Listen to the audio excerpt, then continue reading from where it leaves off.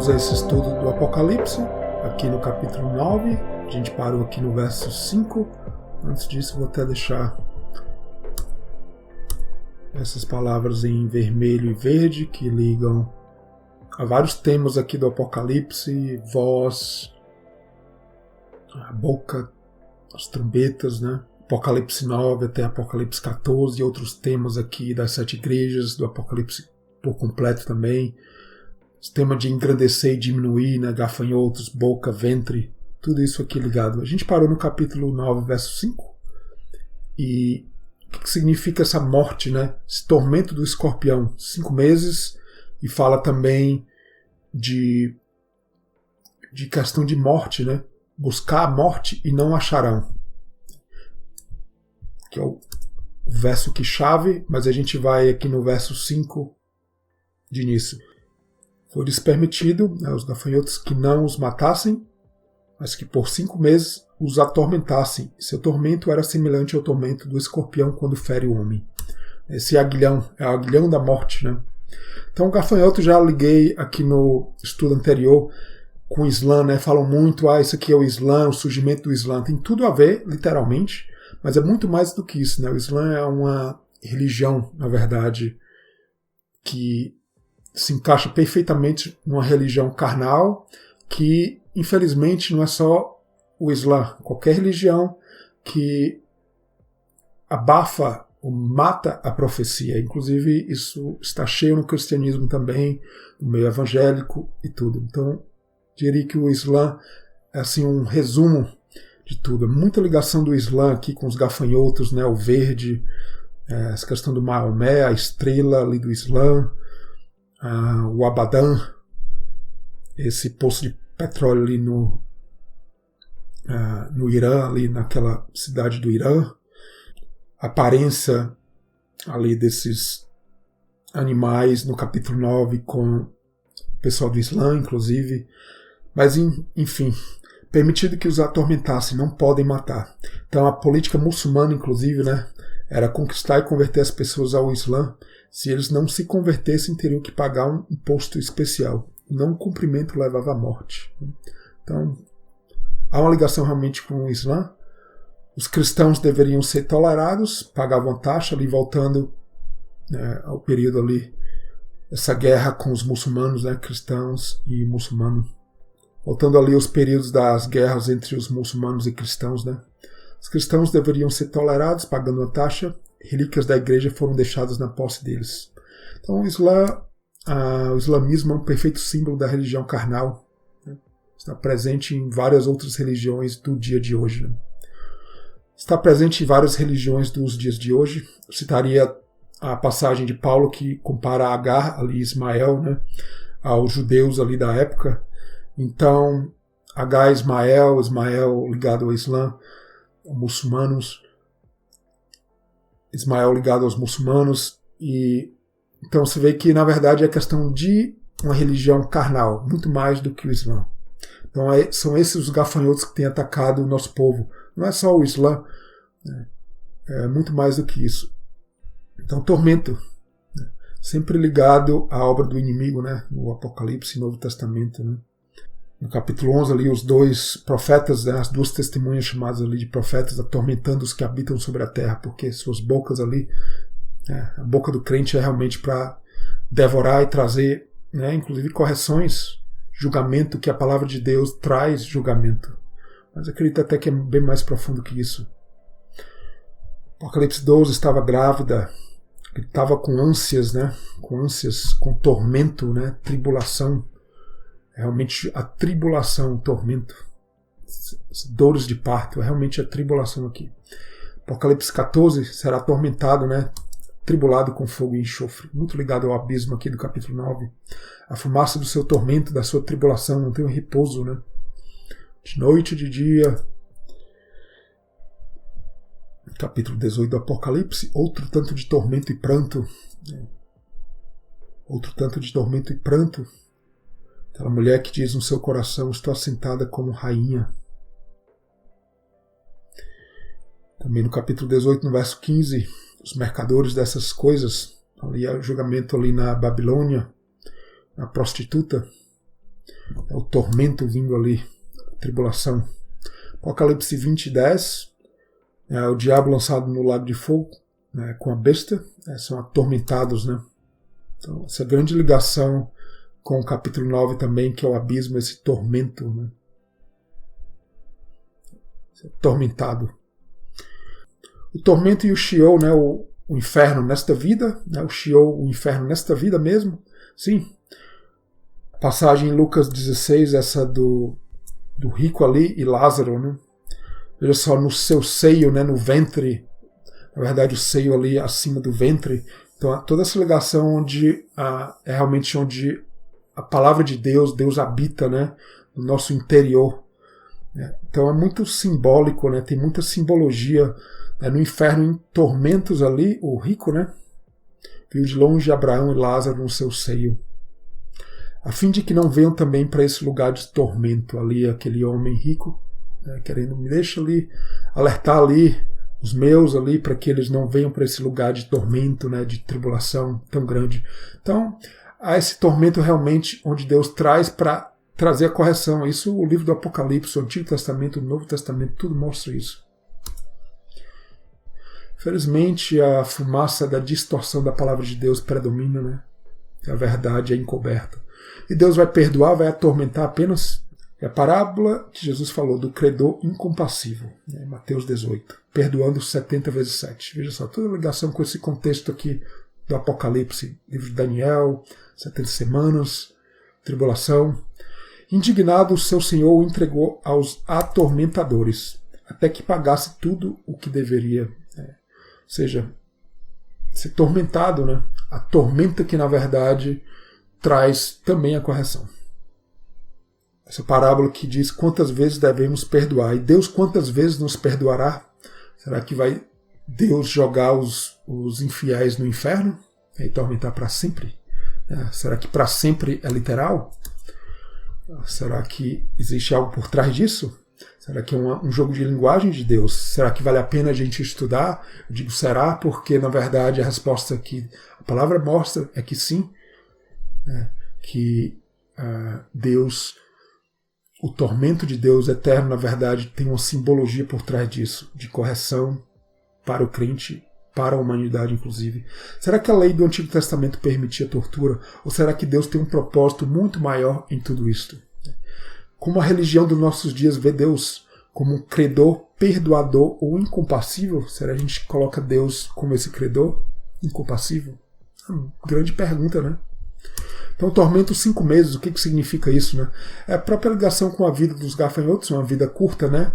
É algo curto, né? 5 meses é um momento curto, é um pouco de tempo, né? Que é essa tribulação que é pouco tempo, mas é o pouco tempo que pra gente é eterno, né? Mas como a nossa vida é como uma erva que no mesmo dia cresce e murcha, né? É esse tempo pequeno que a palavra mostra. Para Deus, 1000 anos é como um dia, né? Se a gente não tiver no tempo de Deus, isso vai ser uma eternidade. Se a gente tiver no tempo de Deus, é pequenininho, é pequenininho. Então o número 5 aparece 12 vezes só em Mateus. E realmente dentro desse contexto de tema grande e pequeno. Né? Interessante, muito interessante. Escorpião é o poder do inimigo na cauda, né? A cauda que o aguilhão, Deuteronômio capítulo 28, a gente tem que ser o que? A cabeça, não a cauda. Porque a cabeça é Deus, Cristo deve governar nossas vidas, ter o poder de governar nossas vidas, não a cauda. Né? Infelizmente a cauda tem prevalecido, mas por enquanto, né? O tormento vem quando o crente, por um lado, deseja a morte da carne, mas infelizmente não consegue. É a morte da carne que não vem.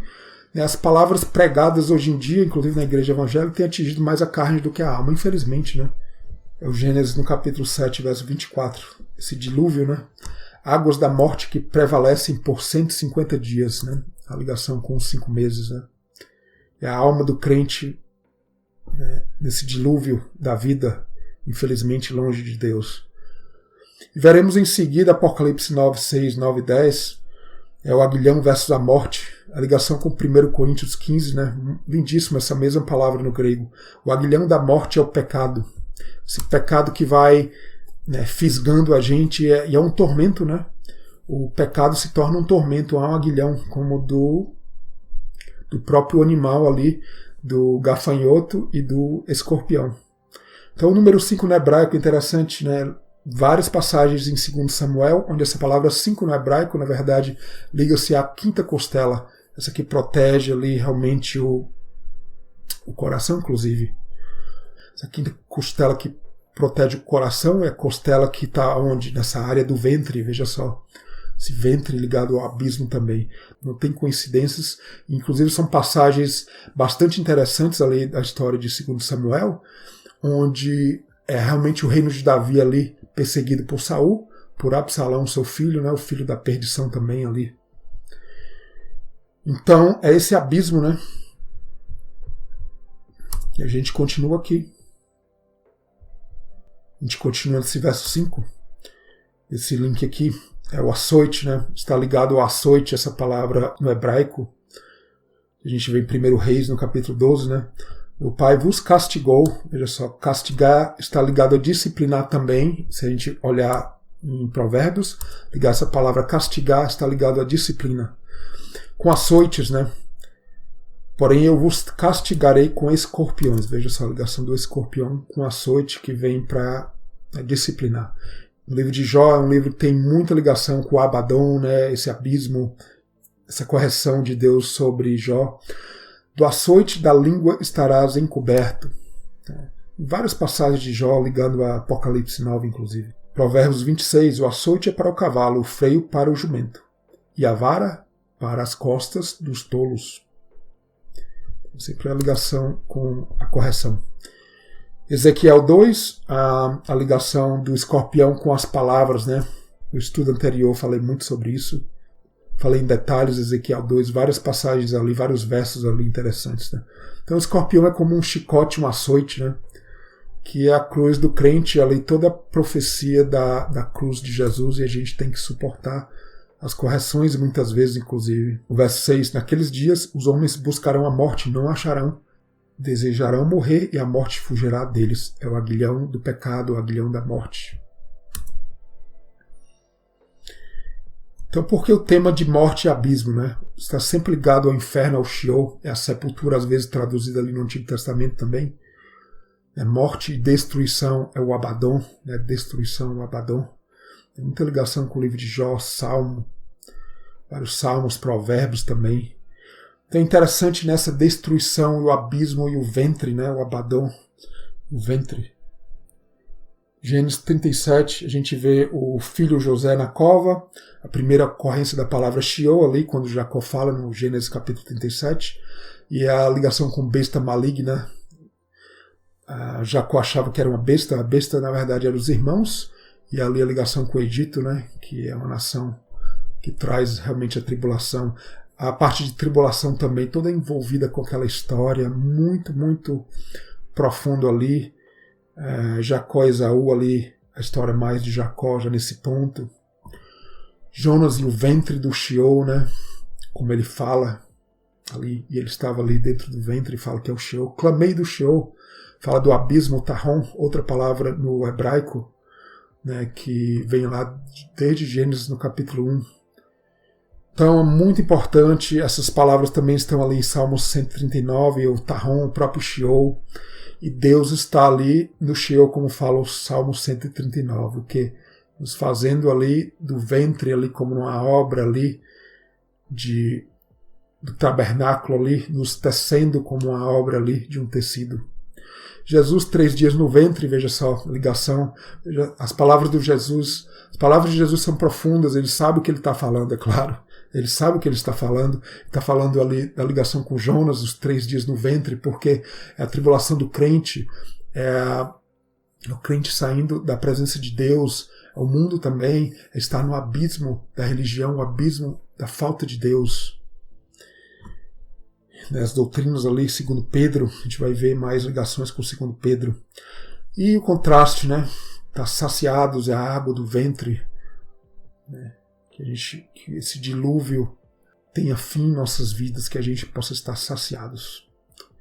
Então isso tudo mostra que a tipologia foi escrita por Deus, né? Todas essas ligações entre essas passagens, Antigo e Novo Testamento, Apocalipse, A Bíblia foi escrita por Deus. Apocalipse 11, no verso 7, besta do abismo, veja só, ela nasce, ela vem do abismo, ela vem para o que? Devorar.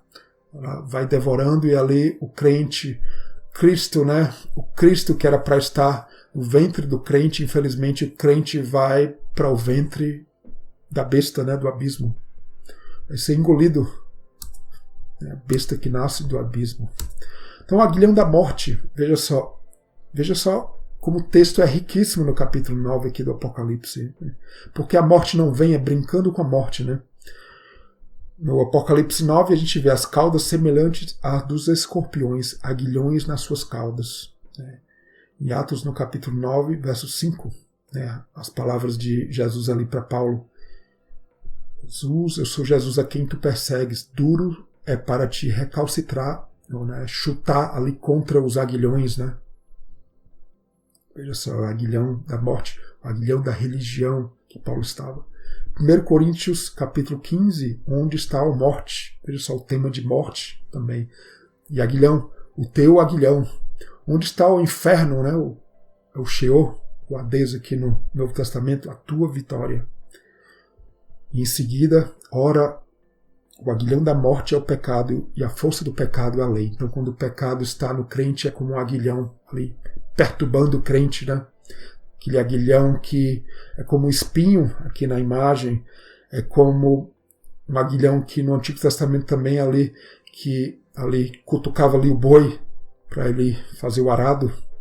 É também um símbolo aqui, ó, do aguilhão do boi ligado a esse escorpião ali bicando, né? A história de Saulo, né, o Paulo, resume tudo, né? Tinha Saulo morrido.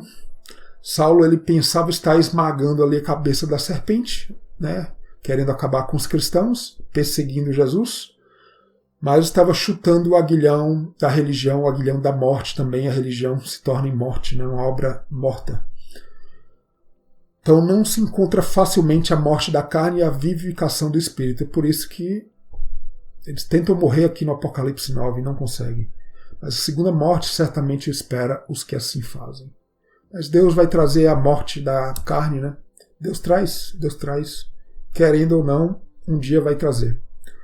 O que significa morte e vida? Então, literal pode ser aplicado em alguns casos, espiritual, o simbolismo sempre pode ser aplicado. Então, a gente sempre tem que buscar o espiritual também. A Bíblia é um livro espiritual. O homem quer viver para sempre. Deus quer nos dar a vida, e é já de agora, a vida em abundância. Né? Então, toda essa ligação com morte e vida nesses textos aqui, essa vida eterna. Então, muitos procuravam Jesus e falavam como buscar essa vida. Jesus sempre voltava também para o espiritual, né? Porque Jesus era um espírito ali em carne. Cuideis ter nelas vida eterna. Não quereis vir a mim para terdes vida. João 6. Se não beberdes o seu sangue, não tereis vida. João 11. Todo aquele que vive e crê em mim nunca morrerá. Não está falando literal. Lucas 10. O que farei para herdar a vida eterna, Jesus? Amarás ao Senhor teu Deus e o próximo. Respondeste bem, faze isto e viverás. Jesus fala àquele homem. 1 Coríntios 15. Eu protesto que cada dia morro, gloriando-me em vós, irmãos. Então a morte é uma morte também simbólica aqui no Apocalipse 9. Tem a segunda morte também no livro do Apocalipse, né? Apocalipse 6, né, o cavalo ali amarelo, que na verdade é o verde, no grego. Morte e inferno seguia matar a quarta parte da terra. Na verdade é matar para realmente a gente ver, trazer a morte às nações, à religião, para trazer conversão também. Existe o lado bom dessa história também. No Apocalipse 9 aqui, permitindo que não os matasse, mas os atormentassem. O tormento, essa tribulação. Buscarão a morte, não acharão, a morte fugirá deles. Estamos nesses dias até, mas ainda acredito que vamos entrar nesses dias onde as pessoas buscam a morte. Você entra numa igreja, inclusive dentro do povo de Deus mesmo, que ouviu uma palavra para o seu coração. Até ouve, mas é uma palavra que é como uma erva, Você ouve, ela traz um remédio rápido, mas que no dia seguinte aquilo ali não traz uma cura verdadeira. Né? Todos os temas do Antigo Testamento, Jeremias, e a cura para o povo de Deus, né? A cura veio, Gileade, né? Tem o bálsamo, Apocalipse 12, né? Não amaram suas vidas até a morte, Apocalipse 18, um dia virão suas pragas, a morte, o pranto, a fome, queimada no fogo ali, a grande Babilônia. Apocalipse 20, aquele que tem parte na primeira ressurreição, não vai passar pela segunda morte. E a gente vê a segunda morte, que é uma ligação com esse abismo também, né, e com as taças mais lá na frente. A gente vê a promessa para Esmirna, né, que é a mirra da tribulação, a segunda igreja, a igreja da tribulação e morte, né, e Jesus, aquele que foi morto e reviveu, dando ali a promessa, ser fiel até a morte, né, para receber o que é a coroa da vida. E o vencedor não vai ter o dano, né, o dano que a gente vê aqui no capítulo 9 também, danificar o mal, né, da segunda morte. Então está ligado a esse abismo também, e a gente vai ver essa ligação das taças com o abismo também. A primeira, a segunda ressurreição. A primeira ressurreição tem a segunda morte, aqueles que têm que ser corrigidos, inclusive. Lançados no lago de fogo. Veja só, aí tem a ligação do lago de fogo com o abismo, como a gente vai ver, a segunda morte. O lago que arde com fogo e enxofre, a segunda morte. A gente vai nesse outro link aqui do livro de Jó. O livro de Jó realmente é bastante profundo nessa questão do abismo, Abaddon. Veja só alguns versos aqui. Inclusive Jó queria a morte, né? Veja só. Ele queria a morte, queria que nunca tivesse nascido também. Jó aqui algumas passagens do capítulo 3. Abriu sua boca, né? O livro ali dos testemunhos ali da boca, dos amigos ali que vêm testemunhar contra ele, inclusive. É um livro realmente do testemunho da boca. Abriu Jó sua boca, amaldiçoou o seu dia. Pereça, né? O próprio Abaddon aqui, ou a raiz da palavra Abaddon. O dia que eu nasci. Porque não morri desde a madre, desde o ventre? Saindo do ventre não expirei. Ou como aborto oculto não existiria. Como crianças que não viram a luz, que esperam a morte e ela não vem. Cavam em procura dela mais do que tesouros ocultos. E realmente estavam numa tribulação incrível, queria a morte. De alegria saltam e exultam, achando a sepultura. No capítulo 6, ele quer a morte realmente, e que Deus soltasse a sua mão e me acabasse.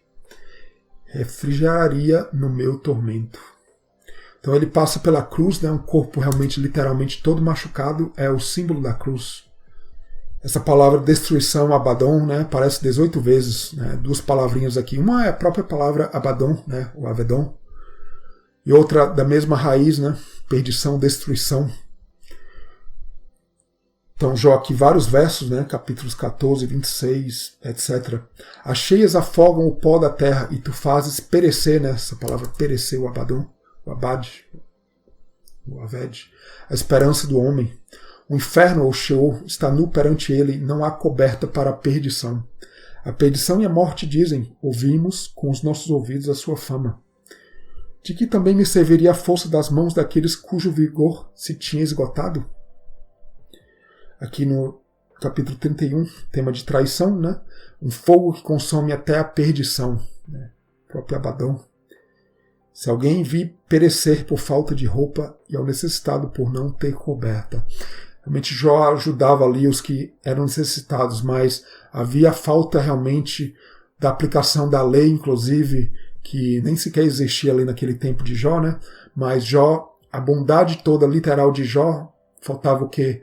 A profundidade de Deus que veio nele, né, trazendo uma correção grandíssima, na verdade. Queira usar a palavra correção, queira usar a palavra amadurecimento, ele passou pela cruz dele, e realmente a tribulação que levou ele a conhecer a Deus profundamente. E entendo que a palavra de Deus, vista profundamente, ela traz esse entendimento. Por quê? Porque a gente vê que é Deus realmente o autor da sua palavra. Jó obedecia a Deus, literalmente faltava uma experiência maior? Acho que sim. A palavra confirma que sim. Tribulação, né, é o tema, boca de Jó, que continua firme, versus o testemunho ali dos amigos, né. E o nome Jó ali no hebraico, veja só, perseguido, odiado, palavra inimigo que vai aparecer ali, vai aparecer a própria palavra, né, de Satanás ali, realmente o livro onde Satanás vem e o que mostra Satanás, na verdade, trouxe a correção para Jó, ou o amadurecimento para Jó. Jó 6, há porventura iniquidade na minha língua? Ou não poderia o meu paladar distinguir as coisas iníquas? Veja só, o paladar que traz o alimento do crente. Por isso não reprimirei a minha boca. Tem a parte literal, tem, é claro, muito mais profunda a parte espiritual. Porventura o ouvido não provará as palavras, como o paladar prova as comidas? Que o ouvido prove as palavras que entram, as palavras, as doutrinas de Deus em nossas vidas. Então Jó, inimigo de Deus, quem fez? Satanás ou Deus? E Deus fez inflamar contra mim a sua ira. Jó falando, e me reputou para consigo como a seus inimigos. Veja só. E os 3 amigos de Jó, ele faz, né, descendente ali de Esaú, Bildade, o Suíta, filho de Abraão e Quetura, veja só, filho da escravidão, Zofar, o lugar na terra ali dos filisteus. Então só nações, só inimigos do povo de Deus, inclusive ali, se a gente pegar a ligação desses amigos de Jó. Inclusive para os amigos no final, Jó vai orar, né? Veja só, tudo profético ali, os 3 amigos, inclusive, 3 amigos mais Jó, 4. Então, da cruz para filhos de Deus, estava Jó cativo? E Jó estava cativo ou não? Estava em tribulação, em cativeiro? Sim. Jó no capítulo 42, ao final, o Senhor virou o cativeiro de Jó, quando orava pelos seus amigos. E o acrescentou em dobro. Veja só, primogenitura realmente se tornou um filho ali.